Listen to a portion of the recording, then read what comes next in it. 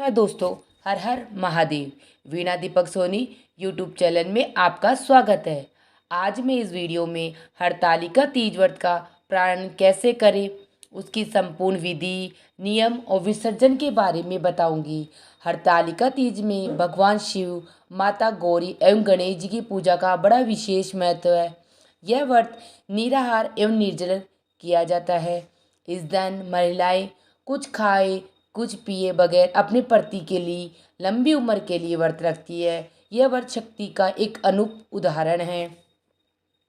का यह संदेश है कि हम जीवन में लक्ष्य की प्राप्ति को संकल्प ले सके और हम अपने पति के लिए कुछ भी कर सकती हैं।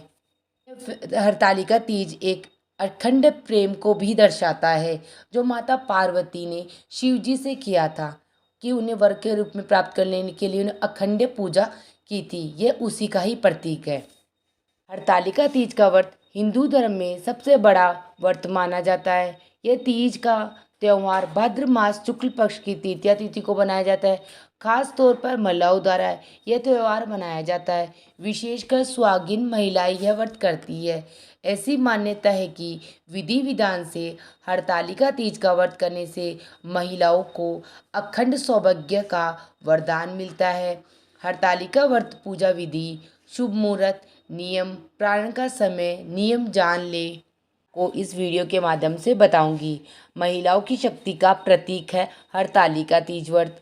हरतालिका तीज का व्रत का महिला प्रदान है। इस दिन महिलाएं बिना कुछ खाए पिए व्रत रखती है।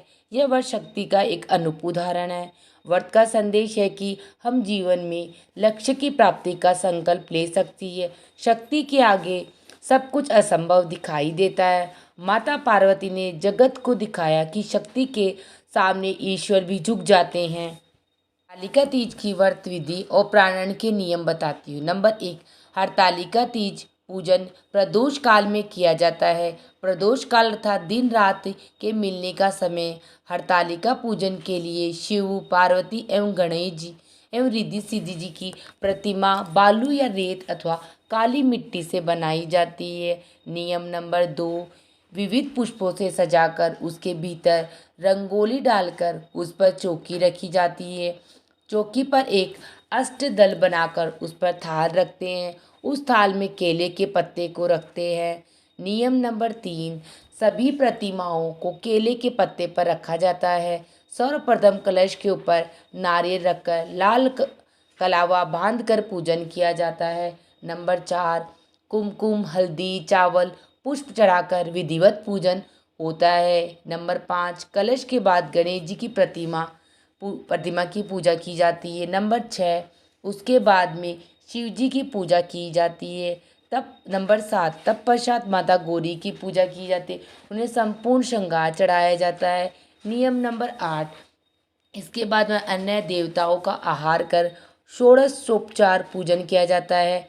नंबर 10, प्रातः अंतिम पूजा के बाद माता गौरी को सिंदूर चढ़ाया जाता है। उस सिंदूर से सुहागन स्त्रियां सुहाग लेती है। नियम नंबर 10, ककड़ी व हलवे का भोग लगाया जाता है। उस ककड़ी को खाकर ही उपवास तोड़ा जाता है।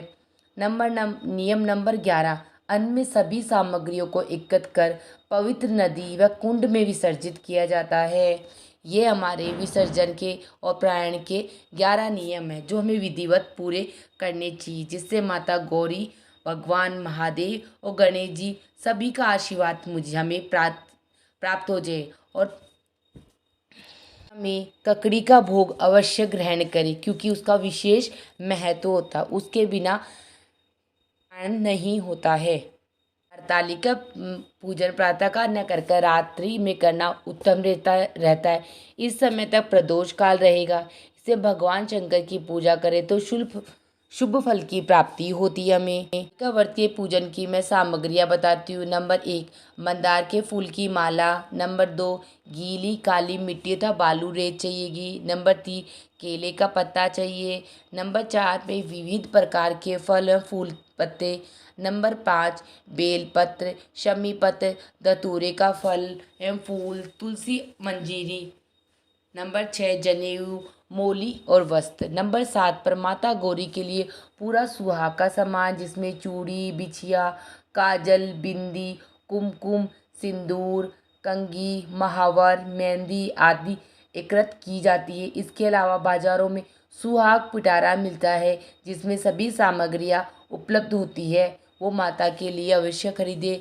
नंबर 8 घी, तेल, दीपक, कपूर, कुमकुम, सिंदूर, अबीर, चंदन, नारियल, कलश ये चाहिए। नंबर 5 में घी, दही, शक्कर, दूध, शहद इनका पंचामृत बनाकर भगवान को स्नान कराया जाता है। सामग्रियाँ हमें हरितालिका तीज की पूजा विधि में चाहिएंगी। हरितालिका तीज में भगवान शिव की पूजा में फुलोरा का खास महत्व है। हरितालिका तीज व्रत इस साल 6 सितंबर को रखा जाएगा। इस दिन महिलाएं भगवान शिव की पूजा करती है। इस दिन मिट्टी के पार्थिव शिवलिंग के साथ फुलेरा बनाया जाता है, जिसका बहुत अधिक महत्व है। हरितालिका तीज व्रत इस साल 6 सितंबर को रखा जाएगा। इस दिन महिलाएं भगवान शिव की पूजा करती है।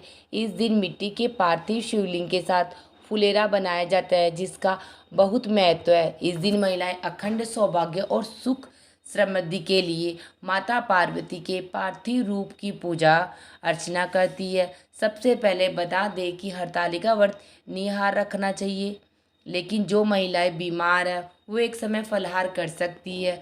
हरतालिका पूजन करने में बालू की मिट्टी शुद्ध लानी चाहिए और उसका शिवलिंग बनाना चाहिए। के बाद आपको बता दें, यह फूलों और पत्तियों से बना होता है, जिससे मंडप या फिर जहाँ पूजा करे वहाँ लाना चाहिए।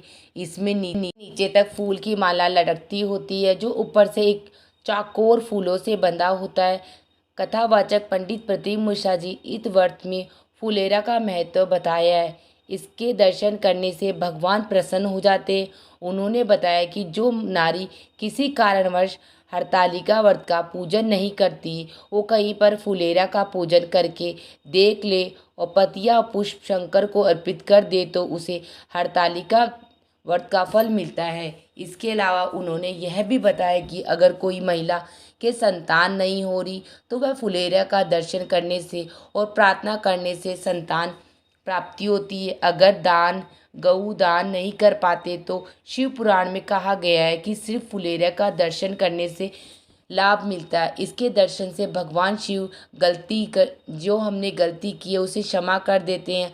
अगर काशी या सोमनाथ नहीं जा सकते तो सिर्फ फुलेरा के दर्शन से सभी के फल मिल जाते हैं।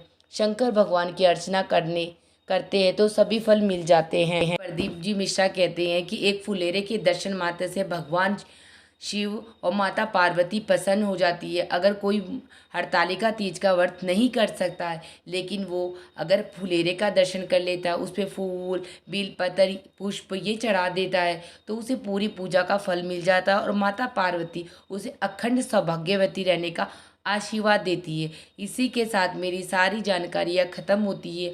आप सबको मेरी जानकारियाँ, नियम, विधि कैसी लगी मुझे कमेंट बॉक्स में हर हर महादेव लिख के ज़रूर बताना। वीडियो पसंद आई तो चैनल को लाइक एंड सब्सक्राइब ज़रूर करना। हर हर महादेव।